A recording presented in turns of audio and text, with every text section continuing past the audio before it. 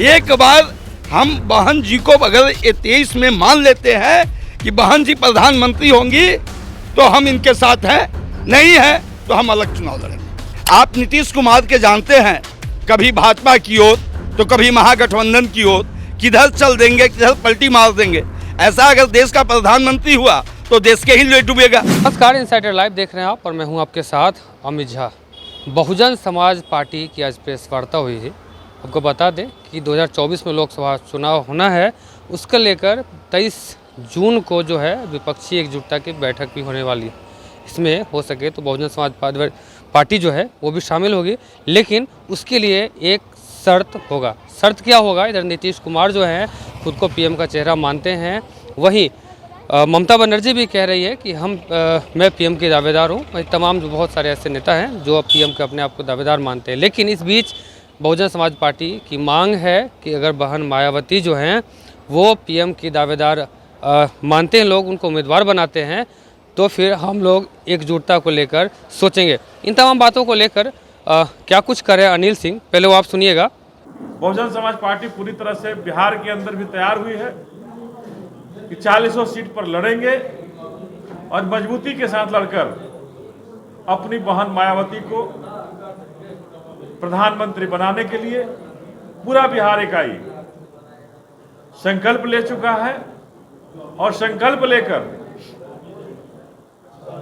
बिहार से दर्जनों सांसद बनाकर लाल किला पर न गठबंधन का झंडा फहरेगा न महागठबंधन का, बहुजन समाज पार्टी का झंडा अपनी मायावती बहन से फहराने के लिए, नीलामय भारत करने के लिए, बाबा साहब के संविधान को पूरी तरह से लागू करने के लिए सब बहुजन समाज पार्टी का एक एक परिवार का सदस्य कसम खा चुका है, संकल्प ले चुका है कि हम अपनी बहन को दिल्ली की गद्दी पर बैठा करके ही दम लेंगे। हम उस प्लेटफॉर्म पर जहां दलितों के साथ अत्याचार होते हैं, शोषित दलित वंचितों के साथ अत्याचार होते हैं, उस प्लेटफॉर्म पर जाने के लिए तैयार ही नहीं हो सकते। बहुजन समाज पार्टी वहां नहीं जा सकती। अब तो कह रहे हैं कि अगर हमारे ये बहन जी को नहीं, हमारे प्रभारी साहब को कहना है कि अगर ये लोग चाहते हैं तो हमें कहें। हम नहीं कह रहे हैं कि हम आपको नेता मानने के लिए तैयार हैं। अगर ये आकर के हमें नेता मान लेते हैं तो हमें उस पर आपत्ति नहीं है। हमारे बहन जी को नेता मान लेते हैं, उस पर आपत्ति नहीं है। तो आपने सुना कि अनिल कुमार जो कि बिहार के प्रभारी हैं, उनका कहना साफ तौर पे कहना है कि जो तैयारी है चुनाव को लेकर, विपक्षी एकजुटता को लेकर, लोकसभा चुनाव को लेकर, उसमें बहन मायावती जो है उनको अगर पीएम का कैंडिडेट माना जाता है तो फिर वो उसमें आगे। इन बात को लेकर हमारे साथ बात करने के लिए अशोक शर्मा जी हैं जो कि पार्टी के महासचिव हैं, प्रदेश महासचिव हैं। 23 जून को विपक्षी एकजुटता की बैठक है, क्या बहुजन समाज पार्टी को भी न्योता आया है वहाँ से? वो न्योता तो दे रहे हैं, लेकिन हमारी पार्टी का एक ही मांग है कि बहुत लोग बन चुके प्रधानमंत्री, कभी एक बार दलित और शोषितों की बेटी को बैठा कर देखो। और यूपी में जैसे लाइन ऑर्डर राजा भैया बाजा भैया को उन्होंने बाजा बजा दिया था, उसी टाइप से आज देश को प्रधानमंत्री वैसा चाहिए कि सब लोग को देख सके, दलित और शोषित ही नहीं, बड़े से लेकर सर्वजन तक। हम अशोक शर्मा हैं और हम उच्च वर्गीय इस बिहार के भूमिहार जाति से बिलोंग करते हैं, लेकिन हमारी भी कुर्सी उनके नज़रों में इस प्रदेश का चलाने के लिए दिया जा रहा है। तो ये उनकी दलित शोषित की ओर ही सोच नहीं है, हम फॉरवर्डों की ओर भी है। एक बार हम बहन जी को अगर 23 में मान लेते हैं कि बहन जी प्रधानमंत्री होंगी तो हम इनके साथ हैं, नहीं है तो हम अलग चुनाव लड़ेंगे। राहुल गांधी, खड़गे साहब, ये सब लोग बिहार पहुंच रहे हैं, क्या मायावती भी पहुंचेंगी यहाँ? देखिए, संभावना बात है, संभावना तो नहीं है। कारण है कि इन लोग अगर मानेंगे, इन लोग बहुत रह चुके हैं। खड़गे साहब के पार्टी ही रही है जहाँ सोनिया के हाथ में चाबी है। जो नीचे दलित और शोषितों का, मजलूमों का जो जवान है, उसको हम प्रधानमंत्री बनाएंगे। अगर नहीं भी इनके साथ आते हैं, आज भी हम लोकसभा में 10 सदस्य हैं और आने वाला समय हम 50 होंगे और हमारे बिना किसी की गवर्नमेंट नहीं बनेगी और उस टाइम में हमारी बहन जी प्रधानमंत्री होंगी। इसके अलावा कोई रास्ता नहीं है। आपको लगता है कि जो महागठबंधन है वो आपकी इस शर्त को मानेगी, क्योंकि नीतीश कुमार खुद चेहरा है, फिर ममता बनर्जी जो हैं वो भी कह रही हैं कि हम भी फेस हैं, जो हम सीएम का अखिलेश यादव जो है वो भी कह रहे हैं, तो ऐसे में आपको लगता है कि मायावती को ये लोग उम्मीदवार मानेंगे? आप ममता बनर्जी को जानते हैं कि वो बंगाल में कैसे अपनी राज चला रही हैं। आप नीतीश कुमार के जानते हैं, कभी भाजपा की ओर तो कभी महागठबंधन की ओर, किधर चल देंगे, किधर पलटी मार देंगे। ऐसा अगर देश का प्रधानमंत्री हुआ तो देश के ही ले डूबेगा, जैसे आज मोदी जी ले डूब रहे हैं।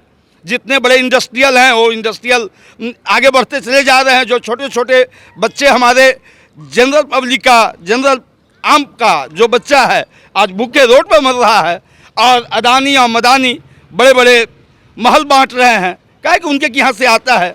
कभी 2,000 रुपये का नोट का बंद करो, कभी बुलेट ट्रेन चलाओ। अरे भाई, बिहार की आधी जनता दह जा रही है ये बाढ़ से। आज घर में 500 मन मेरे पास चावल है, अब 5 दिन पानी रह गया तो खाने लायक एक दाना चावल नहीं बचेगा।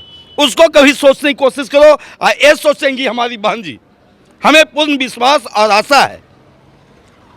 नीतीश कुमार मेहनत कर रहे हैं, हर राज्य घूम के जा रहे हैं, एक विपक्ष को एकजुट करने पर लगे, अरविंद केजरीवाल से मिल रहे हैं, कभी हेमंत सोरेन से मिल रहे हैं, मेहनत कर रहे हैं। और ऐसे में आप क्या सोच रहे हैं कि आपको मायावती को बनाया जाएगा? जैसे अगर हटाना है उनको अगर हटाना है मोदी जी को, तो विपक्ष को एक होना होगा। और जब विपक्ष एक होगा तो उसके लिए नीतीश, ममता बनर्जी, नवीन पटनायक या जो भी हों, उनसे सबसे अच्छी फिगर अगर किसी की है तो बहन जी। नवीन पटनायक तो वहाँ से साइड हो गए, वो तो अमित शाह से मिल के आ गए, मोदी से मिल के आ गए। वो ये लोग भी कहीं मिल जाएंगे। नीतीश कुमार भी हो सकता है भाजपा के साथ मिल जाए। वो कोई टाइम नहीं है।